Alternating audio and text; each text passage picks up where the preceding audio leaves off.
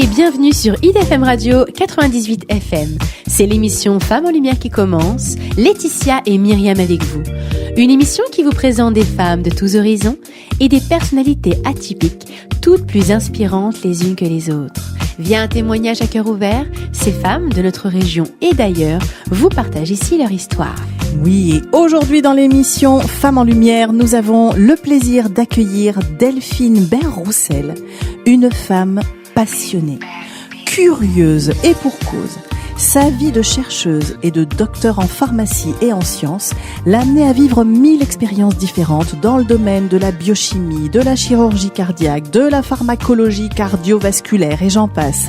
Avec plus de 50 publications à son actif, elle finira par intégrer une société de prestations de recherche pour l'industrie pharmaceutique dont elle deviendra la présidente. Et alors que cette start-up se consacrait initialement à la recherche sur les mécanismes érectiles chez l'homme, Delphine prend conscience d'une immense différence. La santé féminine n'est que très peu adressée. Et la différence, Delphine y est d'ailleurs confrontée dans sa sphère privée, puisqu'elle est maman de 2 enfants, dont l'un a fait des choix pour le moins audacieux. Maman courage. Femme puissante, intuitive et optimiste dans l'âme. Nous sommes ravis de la recevoir dans Femmes en Lumière aujourd'hui. Bonjour Delphine. Mais bonjour mesdames. Un grand merci de d'avoir accepté notre invitation. Est-ce que tu pourrais te présenter en quelques mots ? Alors d'abord un grand merci également de me recevoir. En fait, la raison pour laquelle je suis ici me définit probablement. Parce que par définition, je suis curieuse. Et je n'ai jamais enregistré d'émission radio. Ah, c'est une grande première, un baptême. Exactement. J'adore les challenges, ça en fait également partie.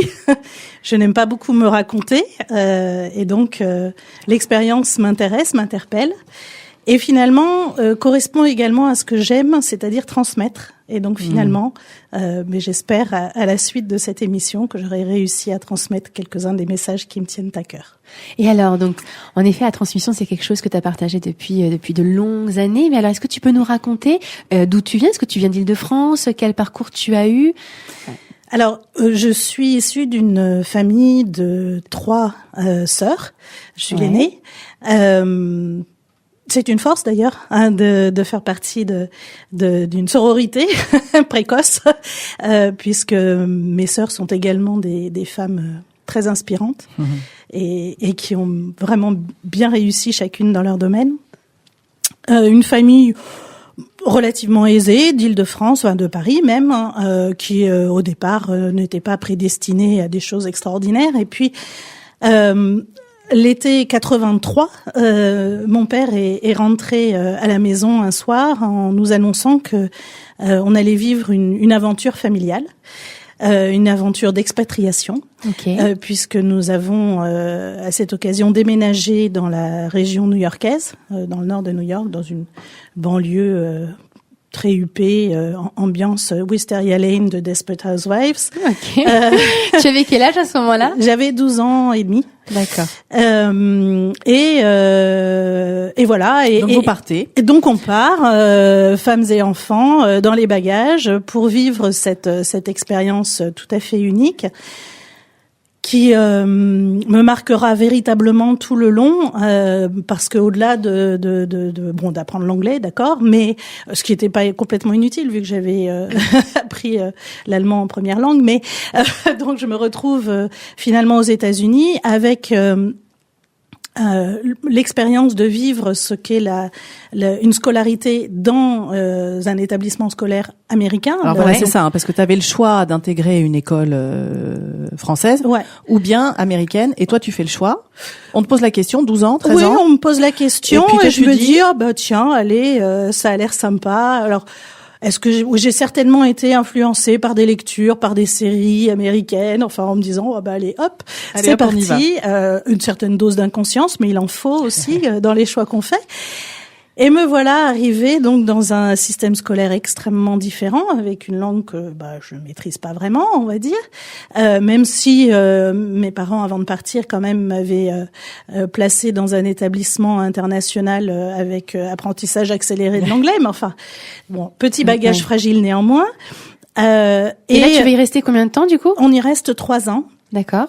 On y reste 3 ans avec une formidable ouverture d'esprit sur ce que d'autres peuvent vivre, que la façon dont d'autres peuvent penser. Ouais.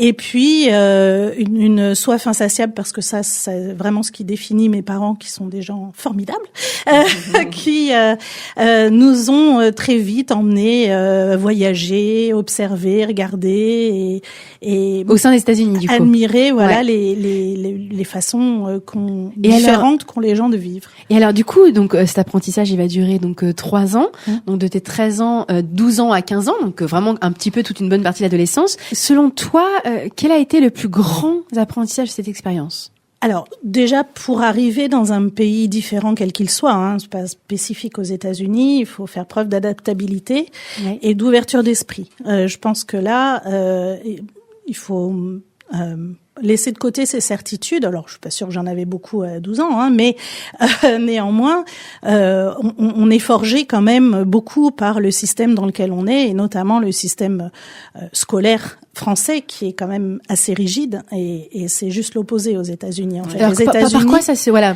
donne-nous un exemple. Le système américain pousse le développement personnel avant les prouesses académiques, on va dire. C'est-à-dire que on est très très vite propulsé dans un rôle de présentation, d'exposé, de prise de parole. Exactement.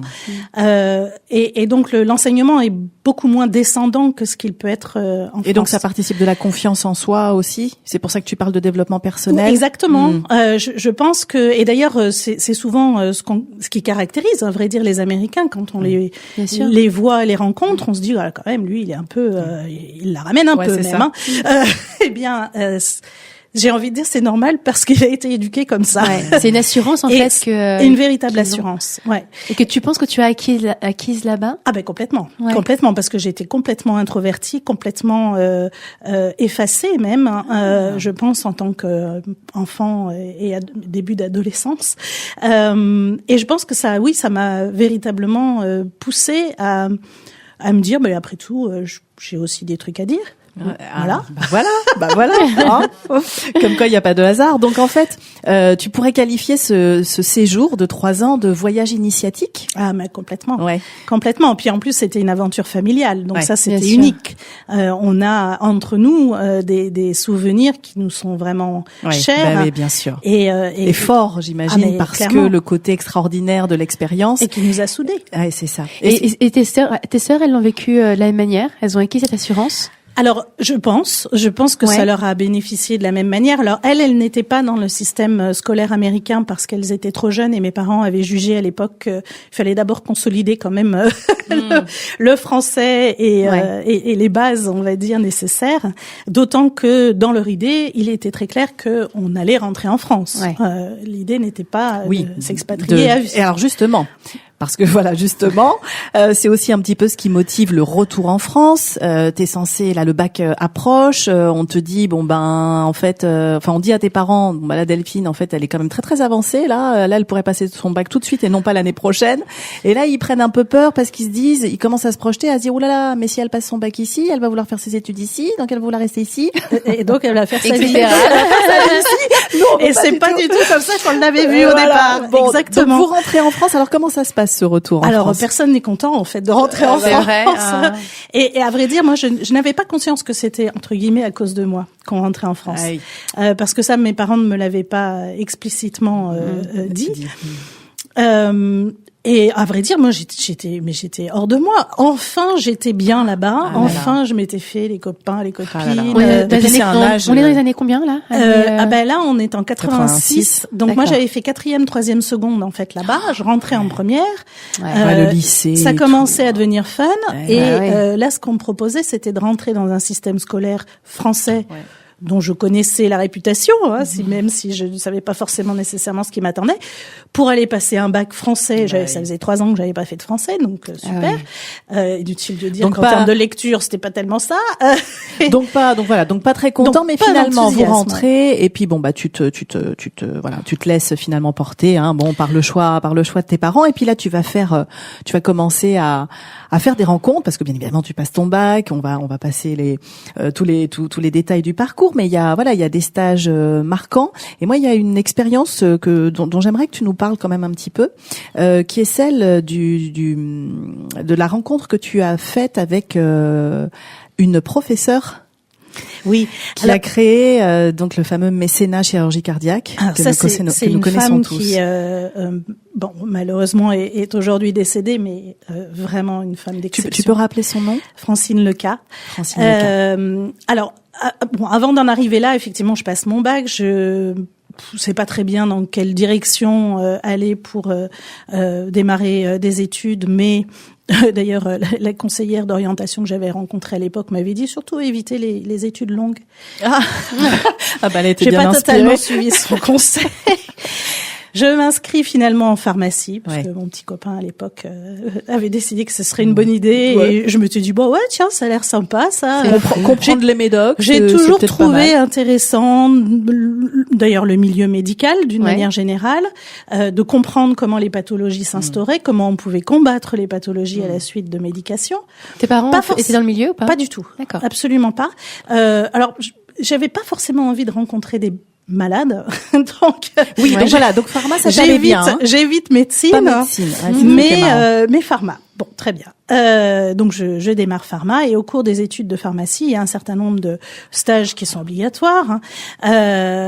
Pharmacie d'officine, clairement, c'était pas mon truc. J'arrive à l'hôpital.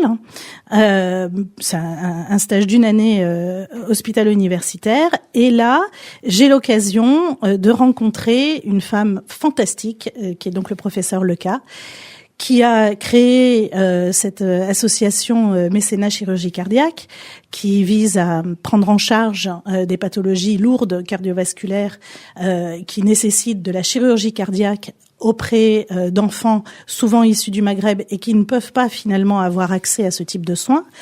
Ils viennent rapatrier les enfants en question pour les prendre en charge en France. Et toi, tu te retrouves donc à l'assister? Et je me retrouve catapultée dans ce service, alors que je suis pharmacien, j'ai rien à y faire entre guillemets, mais elle manque de main d'œuvre en gros, et elle me dit écoutez, si vous voulez venir et que ça vous intéresse, pas de souci, mais il va falloir apprendre à pratiquer des ECG, à lire les ECG, à préparer. C'est quoi un ECG? Pardon, électrocardiogramme. Apprendre à me préparer tous les dossiers pour que lorsque je fais mes consultations... Là, tu te retrouves en mode Grey's Anatomy, quoi. Absolument. Ça, les dossiers bleus qu'on donne... Exactement. Quand je me retrouve en consultation, j'ai besoin d'avoir les documents préparés. Et alors, qu'est-ce qui te marque de cette expérience? Moi, je sais que tu m'as parlé justement des enfants et de cette ambiance-là qui régnait dans ce... La résilience de ces enfants, c'est extraordinaire. Il y avait des enfants hospitalisés entre 2 et 10 ans à peu près. Des enfants qui arrivaient très très mal en point, qui repartaient en bonne santé. Donc ça, déjà rien que ça, c'était formidable, parce que c'est malheureusement pas toujours dans tous les services hospitaliers comme ça, mais là, c'était le cas. Des enfants qui parlaient pas forcément français, qui se retrouvaient généralement complètement déracinés, sans famille. Alors, ils avaient une famille d'accueil en France, mais c'est quand même pas tout à fait la même chose que d'être avec ses parents. Et qui pourtant rigolaient, jouaient à longueur de journée, etc. Et donc moi, j'y passais un temps fou dans ce service. J'étais pas forcément obligée d'y passer autant de temps, puisque c'était un mi-temps, mais en réalité, j'y passais un temps fou parce que je trouvais que ce contact avec ces enfants pleins de vie, c'était fantastique. Et tu y es resté combien de temps? Alors j'ai fait 6 mois là-bas. 6 mois. Et puis 6 mois marquants. Et puis la joie, quoi. Ce que tu disais, c'est malgré le contexte, l'optimisme et la joie, et qui tellement en résonance avec ce que tu es, toi, Delphine. Alors, merci beaucoup. C'est le moment de faire une première pause musicale. On se retrouve juste après. À tout de suite. I'm so happy to be here. Yeah. I'm just happy to be here. Still I know the world's on fire, the situation's dire. A lot of work and courage gonna be required, but I'm just happy to be here. I'm sure there's many versions inside this multiverse where I put it in forward instead of in reverse. Or the technical skill I neglected to rehearse understandably landed me handedly in a world I hurt. It could be worse. I could be cursed to be living a life stuck on a different timeline where I never find time to discover my path and never ask the questions that I needed to ask and never sign the bottom line on my soul contract. And the multiple me's that just might be insignificant in this infinity, but still strumming the chords on a string theory. The only thing that's clear to me is I'm so happy to be here. Yeah, I'm just happy to be here. Still I know the world's on fire, the situation's dire, a lot of work and courage gonna be required, but I'm just happy to be here.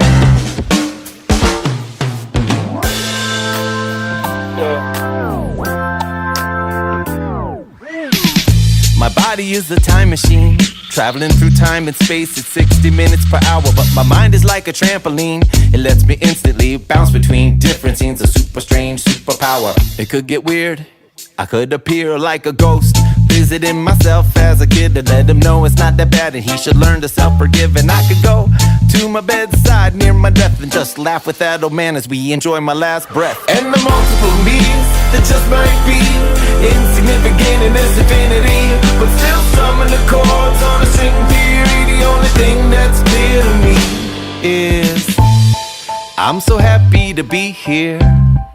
Yeah, I'm just happy to be here.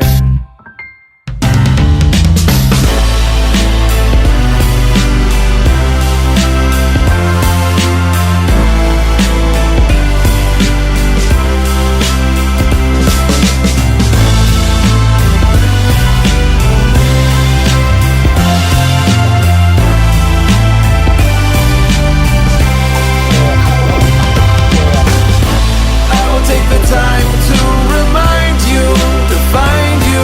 Will you kindly remind me to find me? I will take the time to remind you to find you. Will you kindly remind me to find me? In this maze of possibilities, it's easy to lose yourself. But on your darkest day, you can find your way when you've got a friend to help. And that's why I'm just happy that you're here. Yeah, I'm just happy that you're here. And in the world gone mad and no one understands, I know you'll always be around to lend your hand. So I'm just happy that you're here. Yeah. IDFM 98 FM. Nous sommes de retour sur IDFM Radio dans l'émission Femmes en Lumière, l'émission qui met en avant des femmes inspirantes de notre territoire. Delphine Baer-Roussel, chercheuse et présidente de Pelvifarm, société de prestation de recherche pour l'industrie pharmaceutique, est notre Femme en Lumière du jour. Delphine, d'après des données récentes, on estime la part des femmes dans la recherche scientifique en France à environ 30%. Une part qui descend à 23% pour la recherche en entreprise. Toi, quelle évolution observes-tu dans ton domaine et quels efforts restent encore à faire selon toi ? 23%. Alors pardon, je suis pas sûre de comprendre ta question. En fait, c'est que toi, par rapport à ton parcours, par rapport à ce que tu as vu, par rapport à tes collègues, est-ce que tu es d'accord avec ces chiffres ? Est-ce que tu te rends compte qu'il y a peu de femmes présentes dans ces univers scientifiques, sur la recherche scientifique en France ? Et toi, à ton avis, voilà, qu'est-ce qui pourrait être optimisé pour avoir plus de femmes dans ce domaine-là ? En fait, je suis pas tellement d'accord sur ces chiffres. C'est vrai, c'est intéressant parce que c'est national, hein, donc c'est. Oui, j'entends bien, mais peut-être que toi, dans ton domaine, en tous les tu le ressens pas. À vrai dire, c'est là où je demandais une précision parce que dans les études scientifiques, il y a une majorité de femmes. Okay.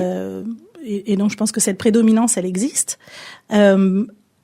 Après, dans les domaines de recherche, peut-être qu'effectivement, là, il y a de grandes disparités dans les domaines. Alors effectivement, de recherche, en mathématiques et physique, elles disparaissent. Il y en a plus. C'est ça. Et dans tout ce qui est chimie, en fait, voilà, ouais, chimie, biologie médicale, il y a recherche scientifique, là, ça remonte. Exactement.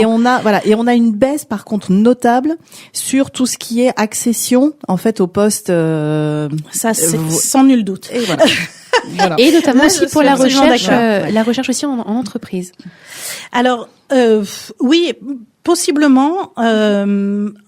Après, je pense que ça dépend effectivement beaucoup des domaines dans lesquels on s'inscrit. Et donc en biologie santé, il y a quand même pas mal de femmes. Okay.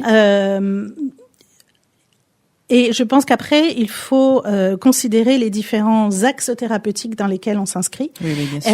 Et là, pour le coup, j'ai démarré notamment, par exemple, dans un axe thérapeutique où les femmes étaient extrêmement peu présentes. C'est ça. C'est oui, alors, est-ce que tu peux nous rappeler ton âge? 55 ans. Okay. J'hésite. Quel âge j'ai déjà? Donc, et surtout, donc 55 ans. Donc toi, tu dis que dans ton parcours et dans les entreprises dans lesquelles tu as travaillé ou les domaines de recherche, tu n'as pas ressenti en tout cas cette disparité. Alors non. À part peut-être dans les postes de direction. D'accord. Là, on est d'accord que c'est quand même un domaine assez réservé encore. Mais quand tu démarres, vous êtes peu nombreuses. C'est ça que tu nous dis aussi dans ton parcours. Non, pas forcément. Non, c'est pas ça. Non, non. C'est pas qu'on est peu nombreuses, c'est que le domaine dans lequel moi je me suis spécialisée. C'est quoi le domaine dans lequel tu es spécialisée? Parce que j'ai fait la rencontre de ces créateurs d'entreprises qui sont à l'origine de Pelvifarm, la start-up dans laquelle j'ai été embauchée juste après ma thèse. Au départ, c'est spécialisé sur les dysfonctions sexuelles et en particulier la dysfonction érectile, parce que possédait un savoir-faire assez unique et d'ailleurs assez peu recherché à l'époque, qui était la dysfonction érectile, jusqu'à ce que les laboratoires Pfizer, et là j'en parle parce qu'on a largement publié avec eux, se rendent compte qu'ils avaient sur leurs étagères et en études cliniques quand même une petite pilule bleue qui n'était pas encore bien connue sous ce nom-là, mais qu'est-ce qui a fait du bruit derrière. C'est clair. Et alors c'est étonnant quand même parce que qu'est-ce qui t'a amené à faire ta thèse? Est-ce que tu peux nous rappeler le sujet de ta thèse, par exemple? Alors, très court, hein. Vraiment le titre. Ouais, je vais pas vous bassiner avec ça. Mais alors, moi, ma thèse, elle avait rien à voir avec la dysfonction érectile, en fait. En plus. Elle portait vraiment sur les maladies cardiovasculaires, l'athérosclérose et les mécanismes de développement des plaques d'athérome dans les vaisseaux. Et alors, qu'est-ce qui t'a amené au problème d'érection? Complètement fortuit. Je cherchais du boulot. J'avais pas tellement envie de partir en postdoc parce que c'est pourtant la voie royale. Traduction. Doctorant. Ok. Donc, c'est un peu la voie royale après une thèse de sciences, bien normalement. J'avais pas forcément envie de partir. Ça se fait généralement aux États-Unis pour aller en plus peaufiner son anglais. J'en avais pas trop besoin. À l'époque, j'étais déjà en couple. J'avais aucune envie de partir. Enfin bref, je cherche un job et je tombe sur une start-up qui avait à peine quelques mois d'existence, qui s'était donc créée sur la vague de cette recherche innovante sur la dysfonction érectile et l'utilisation de composés type petite pilule bleue. Et il se trouve quand même que la dysfonction érectile a un lien extrêmement étroit avec les maladies cardiovasculaires. Okay. Et donc, c'est la raison pour laquelle je me suis retrouvée en fait dans cette thématique qui était au départ pas du tout une thématique de choix, j'avoue. Mais il y avait un lien. Il y avait un lien très logique et il y avait aussi un challenge qui me plaisait beaucoup et j'ai toujours été un peu drivée par ça parce que il fallait tout mettre en place autour de cette thématique, les modèles expérimentaux, tout ce qui avait qui serait pertinent pour aller explorer cette voie de signalisation, quoi. Et alors, donc, tu as toujours gravité dans cet univers particulièrement masculin, finalement, autour de l'érection. Alors, pour le coup, oui. Voilà.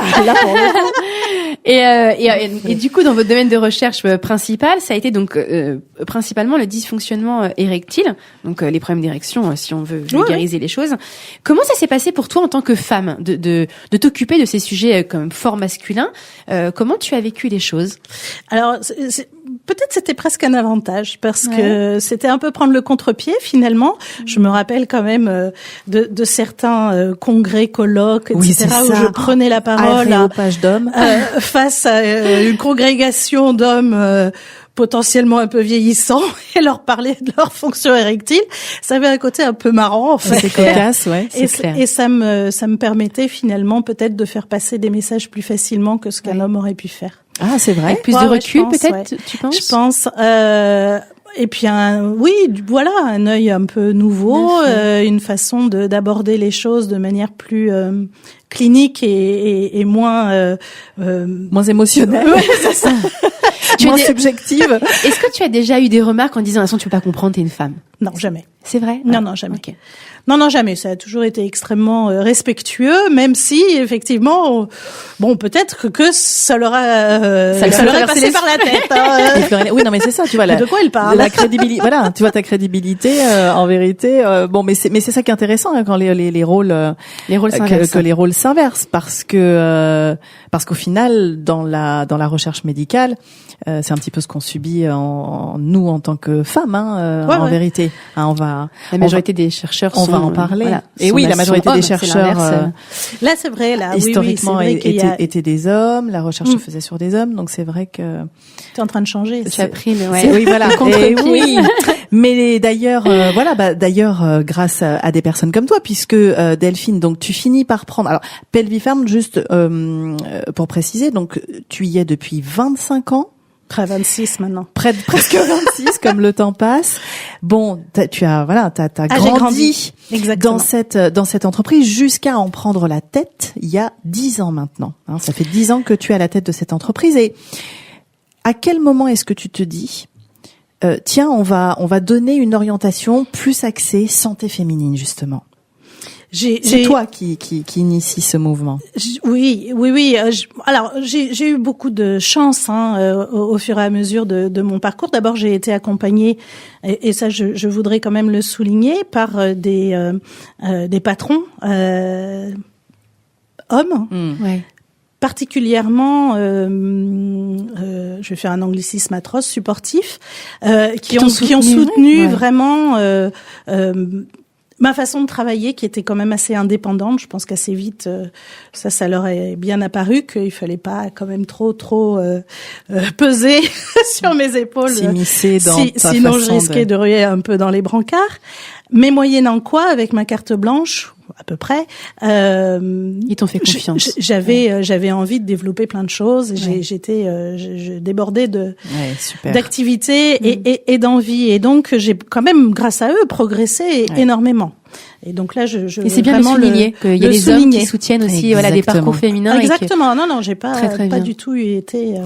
Et alors, qu'est-ce qui t'a amené à créer ce domaine de la santé féminine? Et donc, par le fait du hasard, je me suis retrouvée à la tête de Pelvifarm. Et Pelvifarm, au départ, se centrait pas du tout sur la santé féminine. Et moi, je trouvais que ça, c'était bien dommage. Parce qu'il y a rien qui est fait, en fait, pour les femmes. Il y a vraiment très peu. Alors, c'est ça. Alors, je voudrais juste rappeler, alors tu as peut-être des chiffres plus précis que les nôtres, bien sûr, très probablement. Nous, ce qu'on a trouvé, c'est que si on parle juste de l'endométriose, qui est un terme, alors le terme on l'entend depuis très longtemps.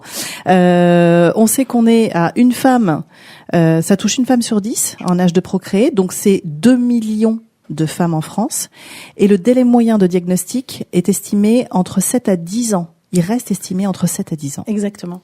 Et jusqu'à il y a relativement peu de temps, les industriels ne s'intéressaient absolument pas à ce domaine. Ce qui est quand même hallucinant, parce que même si on veut être très cynique, un industriel du médicament est là pour faire son beurre, avec une population cible telle... Normalement, il y a un marché. Allez-y les gars. Qu'est-ce qu'on attend en fait? C'est ça. Alors, qu'est-ce qu'on attend? On attend aussi des outils pour pouvoir étudier ces pathologies-là. D'accord. Et c'est vrai que ces outils, on les a pas forcément.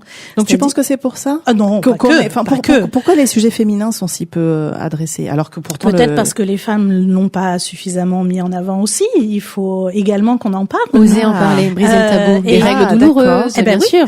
Et ce genre de concept, ça fait relativement peu de temps qu'on en parle. Alors certes, c'est devenu cause nationale il y a quelques années. Oui, c'est ça.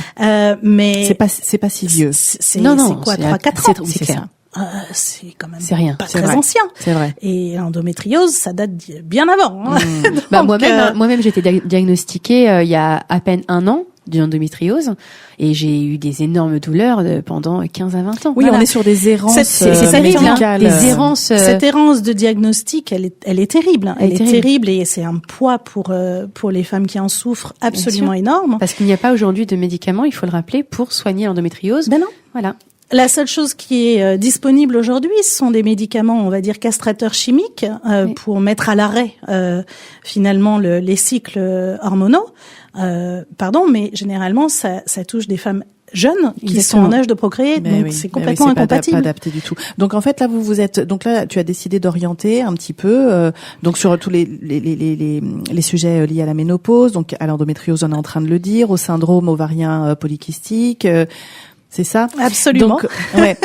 Alors, qu'est-ce qu'il faudrait, selon toi, pour que ça change? Tu disais donc, déjà que nous, les femmes, on en parle, qu'on brise les tabous, c'est ça? Et je pense que grâce à ça, d'ailleurs, ces messages commencent à passer beaucoup plus. Tout à fait. Et c'est pour ça aussi que les industriels, on commence à avoir beaucoup plus d'intérêt de la part des industriels et s'en emparent.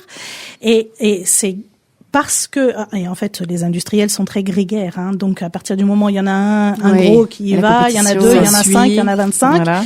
Et donc, là, on assiste depuis très peu d'années, mais on assiste à une vraie prise de conscience de la nécessité de prendre en charge ces pathologies purement féminine.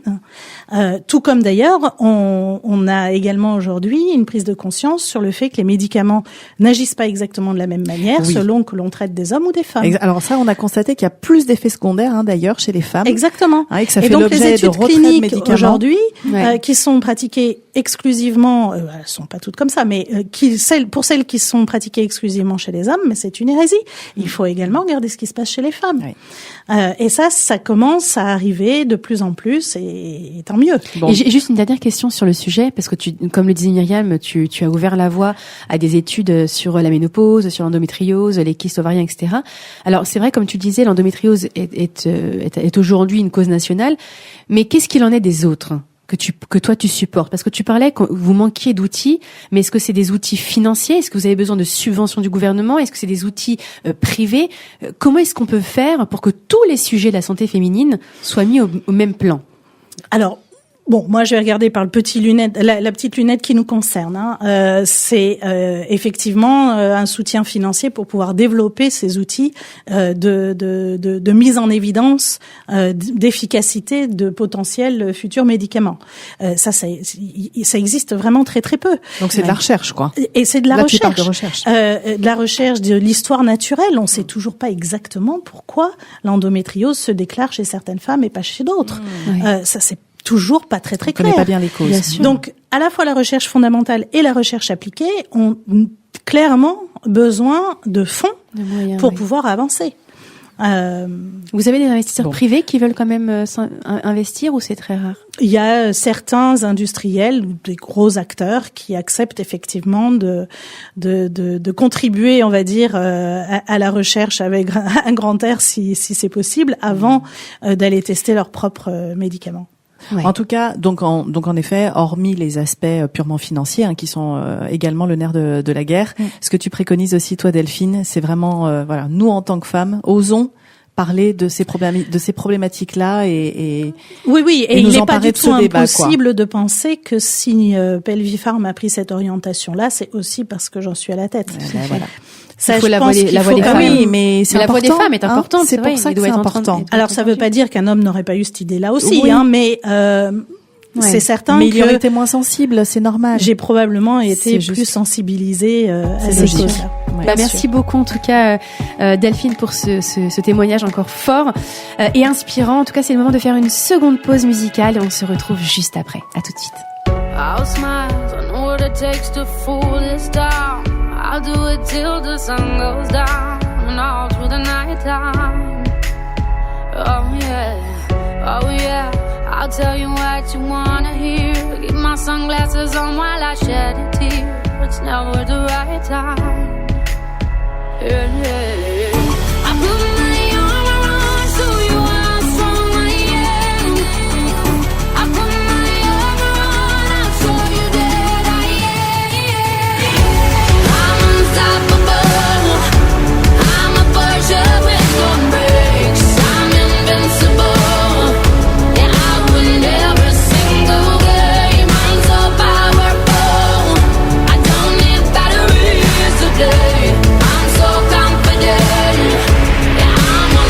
unstoppable today. Unstoppable today. Unstoppable today. Unstoppable today. I'm unstoppable today. Break down, only alone I will cry out now. You'll never see what's hiding out deep down. Yeah, yeah. I know, I've heard that they let you feel and show. It's the only way to make friendships grow, but I'm too afraid now. Yeah, yeah. I put my arm around, show you how strong I am. I put my arm around, I'll show you that I am. I'm unstoppable. I'm a Porsche with no brakes. I'm invincible. Yeah, I win every single game. I'm so powerful. I don't need batteries to play. I'm so confident. Yeah, I'm unstoppable today. Unstoppable today. Unstoppable today. Unstoppable today. I'm unstoppable today. Unstoppable today. Unstoppable today. Unstoppable today. I'm unstoppable today. I put my arm around, show you how strong I am. I put my arm around, I'll show you that I am. I'm unstoppable. I'm a Porsche with no brakes. I'm invincible. Yeah, I win every single game. I'm so powerful. I don't need batteries to play. I'm so confident. Yeah, I'm unstoppable today. Unstoppable today. Unstoppable today. Unstoppable today. Yeah, I'm unstoppable today. Unstoppable today. Unstoppable today. Unstoppable today. Yeah, I'm unstoppable today. Écoutez IDFM Radio, où que vous soyez, via l'appli IDFM Radio et sur idfm98.fr. Nous sommes de retour sur IDFM Radio et aujourd'hui dans l'émission Femmes en Lumière, Delphine, chercheuse et présidente de Pelvifarm, société de prestation de recherche pour l'industrie pharmaceutique, est notre femme en lumière du jour. Alors Delphine, je le disais en introduction, tu es également maman de 2 enfants, dont un qui vous a réservé pas mal de surprises. On pourrait le dire comme ça. Est-ce que tu pourrais nous en parler un peu ? Alors d'abord, je vais vous souligner aussi que justement mon job m'a toujours permis d'avoir une certaine liberté, liberté dont j'avais besoin effectivement parce que d'abord mon rôle de maman me tenait fortement à cœur et donc je voulais faire du mieux possible, même si c'est toujours critiquable, mais oui, on est toutes pareilles. Hein. Quel âge ils ont aujourd'hui ? Et aujourd'hui, je suis maman donc de 2 enfants, un de presque 25 ans et un de 20 ans. Et l'aîné a effectivement eu un démarrage dès le départ dans la vie un peu plus compliqué parce que différent. D'accord. Différent pour des tas de raisons, mais en particulier au potentiel, donc avec un décalage notoire avec ses camarades. Oui. Également avec un trouble de l'attention et de l'hyperactivité. Et non, ce n'est pas un problème d'éducation, c'est un vrai problème de neurodéveloppemental. Et le TDAH est un vrai handicap, qui est d'ailleurs reconnu par la MDPH, Maison des personnes handicapées. Ces différences sont apparues évidemment très tôt.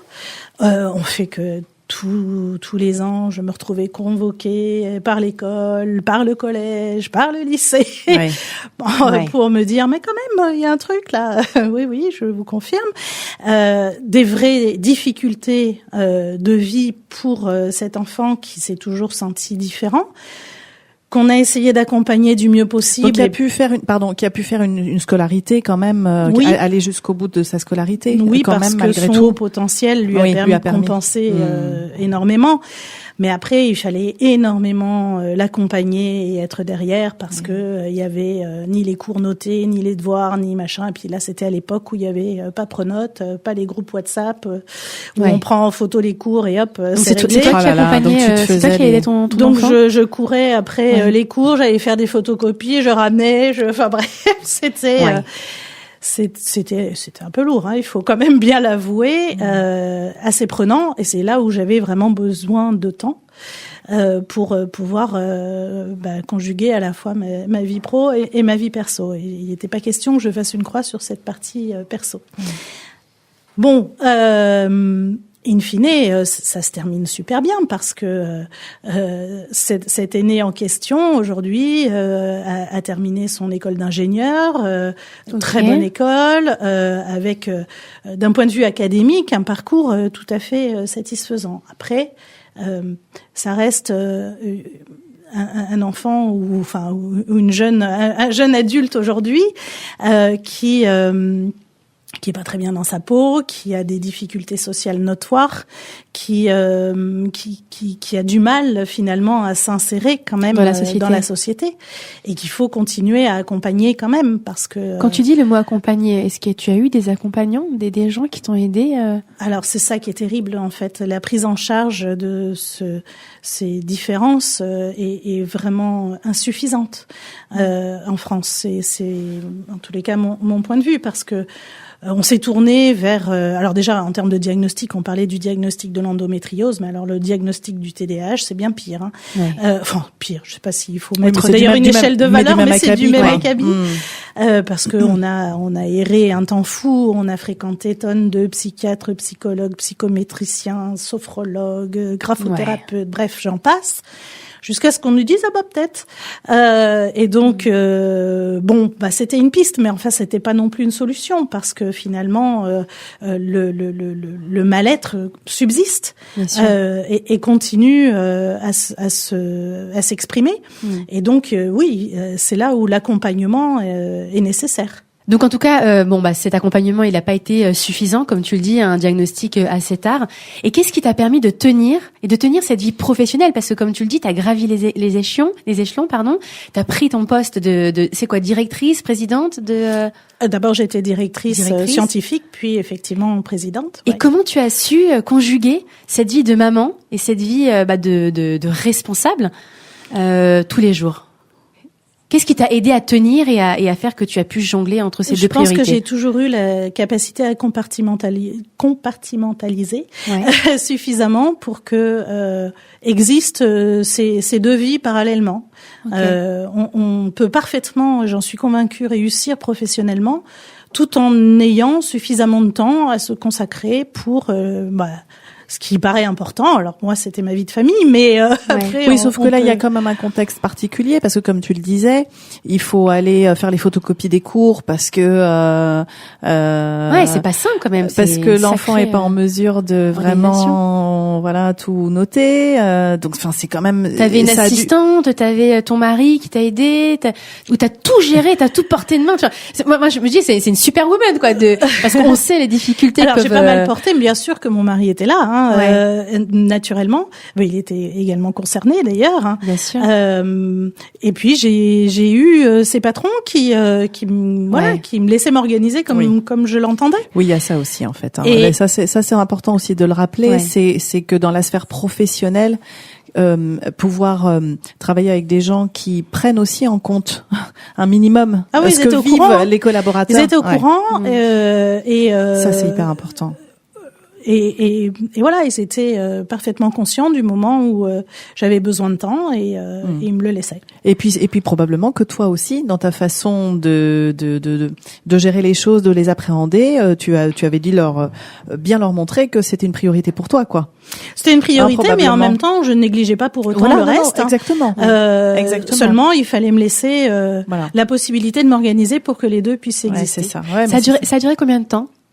Ça dure encore. Ça dure encore. Et alors, est-ce qu'on arrive en tant que femme Alors, à gérer, donc tu gères tout d'une main de maître, et à garder du temps pour soi en tant que femme. Est-ce que tu arrives encore? Alors, aujourd'hui, oui, beaucoup plus, mais aussi, ils sont plus grands.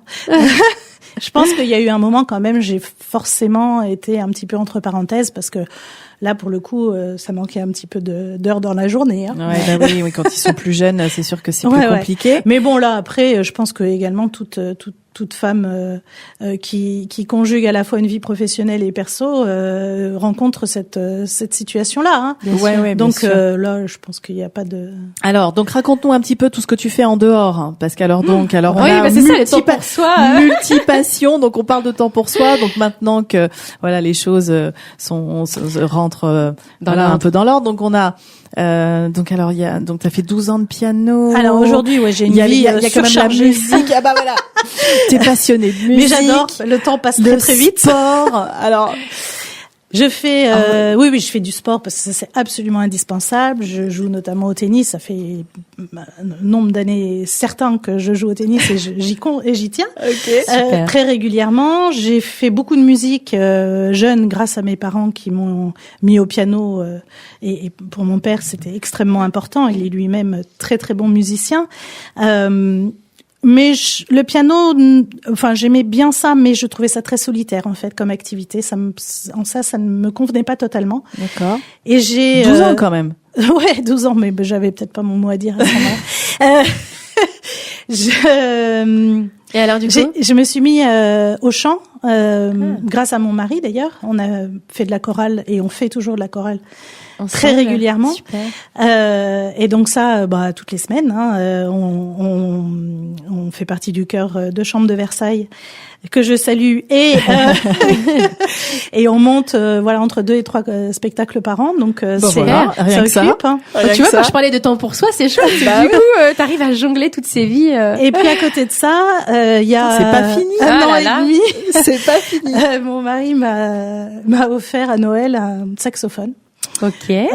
Parce qu'en fait, il avait dû se rappeler, pourtant je lui en parle pas tous les jours, mais que je m'étais initiée à ça très jeune et que j'avais adoré. Et en fait, depuis 1 an et demi, je fais partie également d'une bandasse qui s'appelle Mic Mac Band de Versailles, qui fait donc de la musique de rue, qui anime un certain nombre d'événements dans Versailles au cours du mois Molière, la course du Paris-Versailles, en fait, exactement. Trop bien.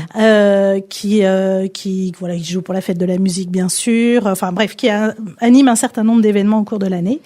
Et donc au sein de cet orchestre, je joue du saxophone alto. Trop bien. Trop bien. Et j'adore. Eh ben on va en écouter une de saxophoniste justement, une saxophoniste femme. Allez, c'est parti. Merci beaucoup et on se retrouve à tout de suite.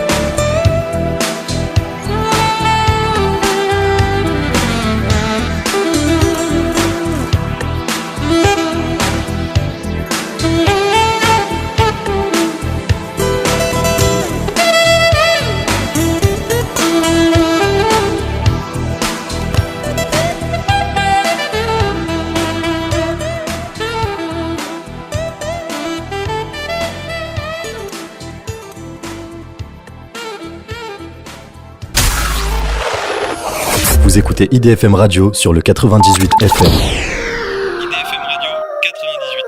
Nous sommes de retour sur IDFM Radio dans l'émission Femmes en Lumière.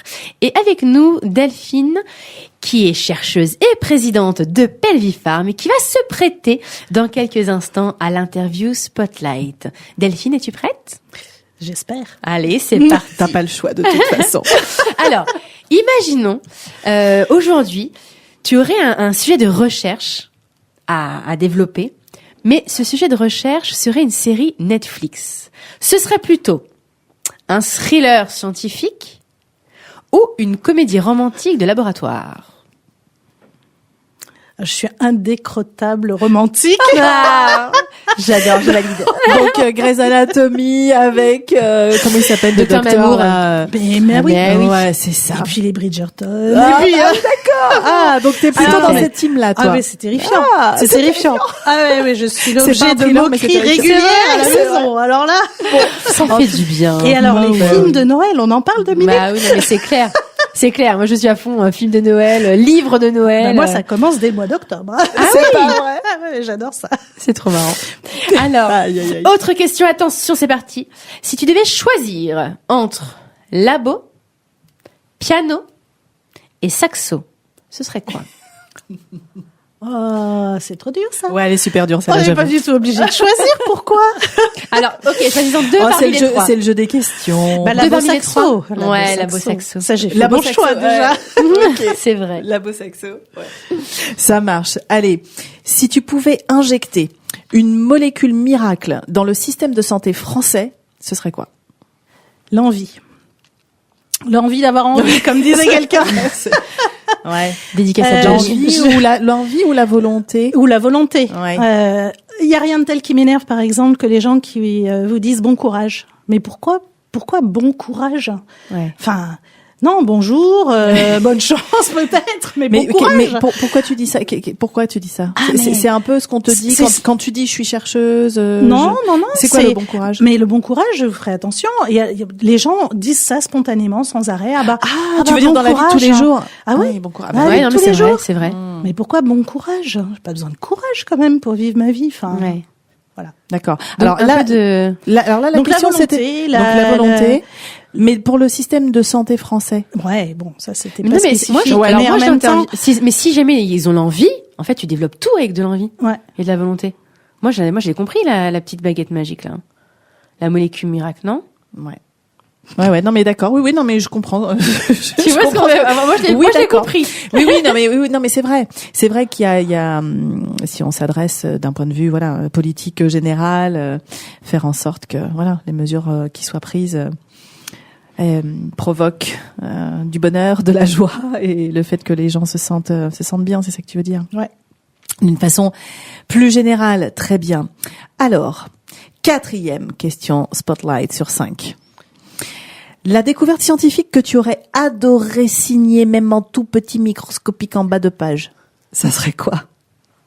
Ah, c'est trop dur ça. Ouais, c'est dur. Euh, La vaccination, la pénicilline, voilà, ça, c'était vraiment des révolutions médicales. Et à venir? Ah bah, il y a un bon champ d'investigation Tu encore. hein. m'étonnes. C'est clair. Il y a de quoi faire. Bien.